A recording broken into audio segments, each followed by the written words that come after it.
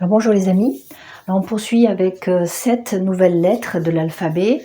On va les voir dans l'ordre, étant donné que l'hébreu se lit de droite à gauche, et bien je les ai placés de droite à gauche. Donc le tête, qui est la 9e lettre, donc son pictogramme, en fait on voit il y a quelque chose qui est contenu. Donc on peut voir comme une poterie avec quelque chose dedans. Certains disent que c'est un serpent, on peut voir aussi que c'est une croix. Et la lettre elle-même, la lettre tête, me fait penser au ventre d'une femme enceinte. Et je trouve que ça correspond aussi avec son pictogramme dans le sens que ça contient. Voilà, il contient, tout comme le 9 qui lui est associé, 9 mois de grossesse. Et voilà, donc ça nous parle en fait de ce que Dieu prépare, de son dessein. Et la première fois, on va avoir un mot qui commence par un tête, eh bien ça va être Tov. Dans le premier chapitre de la Genèse, 7 fois, c'est répété, Dieu vit que cela était bon et même très bon.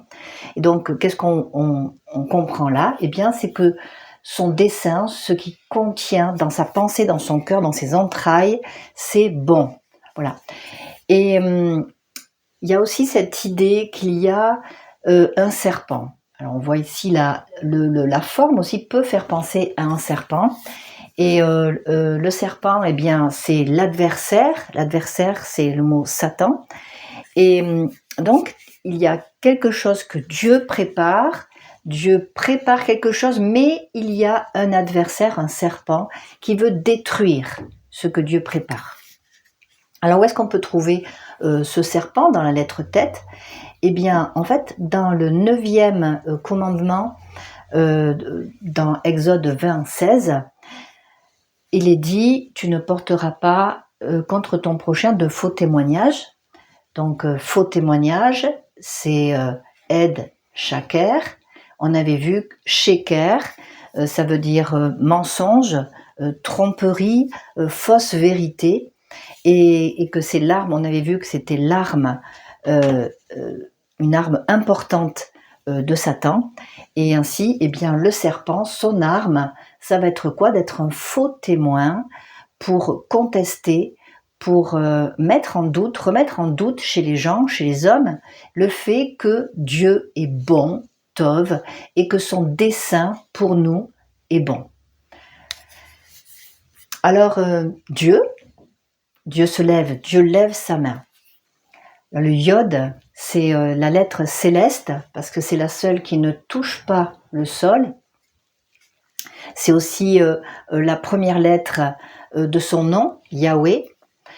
Donc Yod, c'est la main, Yad.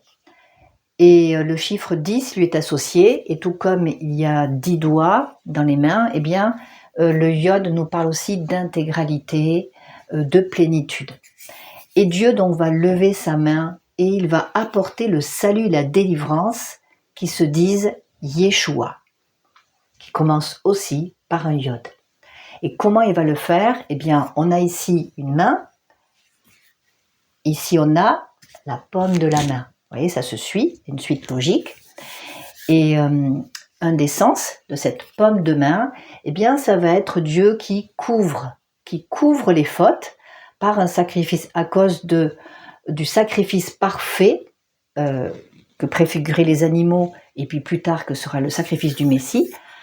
Donc couvrir kassa et aussi expiation, kafar.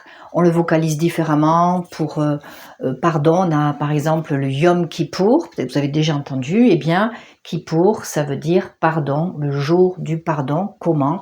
Parce que Dieu va couvrir, voilà, par ce sacrifice parfait. Et avec sa main, avec une paume de main, eh bien, on peut saisir un bâton. Alors, c'est ce que Moïse a fait quand il a saisi le bâton et qu'il a levé au-dessus de la mer Rouge qui était fermée. Alors, ce bâton de berger, l'amed, ça fait penser à un bâton de berger. Et pourquoi on dit un bâton de berger?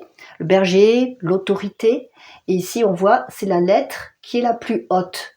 Voilà, c'est la lettre qui dépasse comme une autorité qui va être quand même, qui va dépasser les autres pour les guider, pour les conduire. Et celui qui va être cette autorité, ce berger, eh bien ça va être le lion de Juda. Donc la lettre Lamed est attachée au chiffre, au chiffre 30. Eh bien 30, c'est la gématrie de Yehuda, Juda, et dans la prophétie de Jacob, eh bien c'est de Juda que vient le lion de Juda, celui qui sera le lion de Juda, à qui appartient le sceptre, et donc c'est bien reconnu que c'est lui le Messie.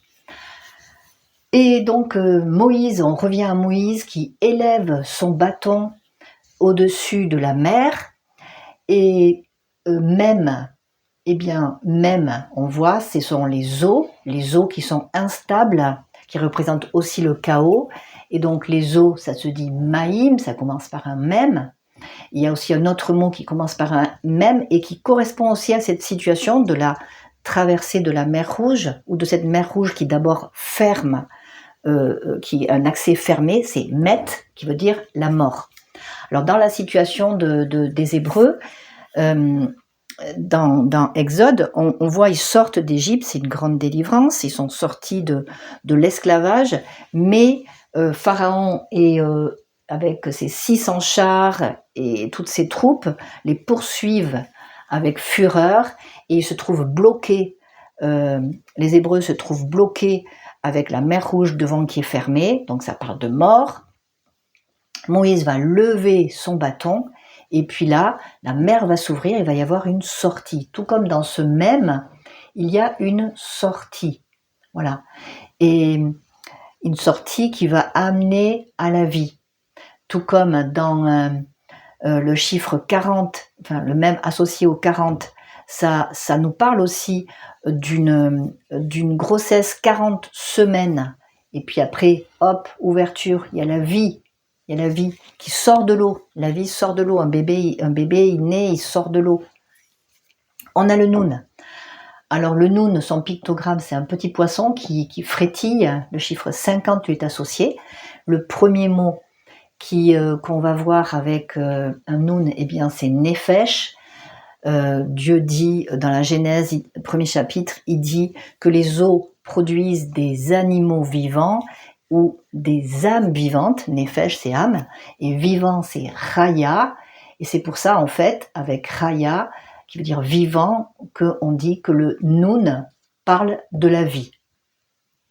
Voilà. Et là, on voit bien, dans cette image que j'ai prise de la traversée de la mer Rouge, la mer qui était fermée, c'est la mort, avec les troupes qui poursuivaient pour écraser le peuple hébreu, et puis c'est la vie qui en est sortie.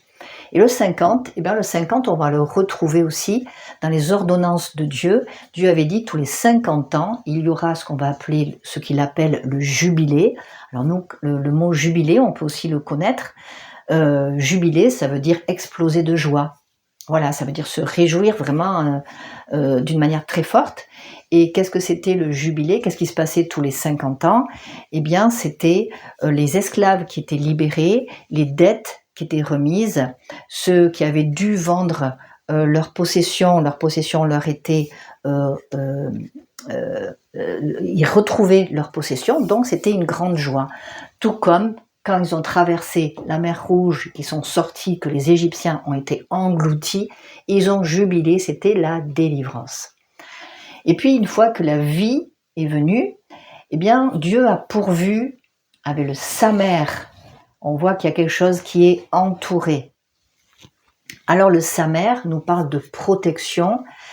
Alors ici son pictogramme, c'est on pourrait dire que c'est comme une arête de poisson. Alors pour vous aider, que le Samer, ça suit le Noun, eh bien vous vous dites, il y a un poisson et après il y a une arête.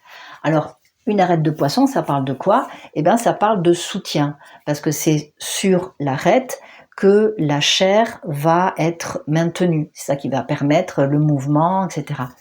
Et donc le mot Samar, qui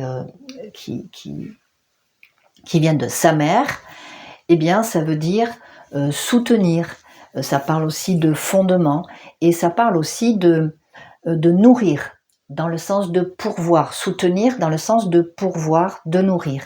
Et c'est ce que Dieu fait. Dieu a prévu qu'une fois que nous sommes passés de la mort à la vie, eh bien nous soyons soutenus, qu'il pourvoie pour notre vie et pour qu'on continue. Et on a dit que donc cette lettre montrait quelque chose qui est comme entouré, parce que Dieu va entourer cette vie. Et le premier mot qui commence par un samer, c'est savav, qui veut dire entourer. C'est le verbe savav qui veut dire entourer. Et on peut y voir aussi des épines. Et en fait, qu'est-ce que les épines pouvaient être aussi utilisées à l'époque pour faire, bon, nous aujourd'hui, enfin depuis quand même pas mal d'années, il y a des fils de fer barbelés qui permettent de protéger le troupeau, d'éviter que les troupeaux s'échappent. Eh bien là, à l'époque, ils mettaient des ronces, ils laissaient pousser des ronces avec des épines et qui faisaient comme une clôture, et qui était une protection. Une fois que le peuple hébreu, pour revenir à cette image, une fois que le peuple hébreu a traversé la mer Rouge et a été délivré des Égyptiens qui voulaient les asservir à nouveau, eh bien il nous est dit que leur première étape était à Sukkot. Alors Sukkot, ça s'écrit comme ça commence aussi par un samer. Sukkot, ça veut dire cabane, ça veut dire tente. Et on va voir, dans les années qui ont suivi, ils ont vécu sous des tentes. Dans ces tentes, c'était aussi des abris. Sukkot, c'est aussi un abri. Dieu nous met à l'abri, nous met dans un abri. On le voit même dans les lettres, dans la forme des lettres. On est entouré et on est couvert. Mais ce sont juste des cabanes. Et en fait, qu'est-ce que les cabanes ou les tentes doivent nous faire penser? À quoi ça doit nous faire penser? Eh bien, ça doit nous faire penser qu'on est juste de passage sur cette terre. Voilà, on a un moment sur cette terre, mais c'est qu'un passage. Après, il y aura la suite dans l'éternité. Donc voilà, c'est pourquoi c'est Sukkot. Bon, eh bien, je vous remercie pour votre attention. Si ça vous a béni, si ça vous a éclairé, vous laissez un pouce et un commentaire. Et puis, je vous dis à bientôt. Au revoir.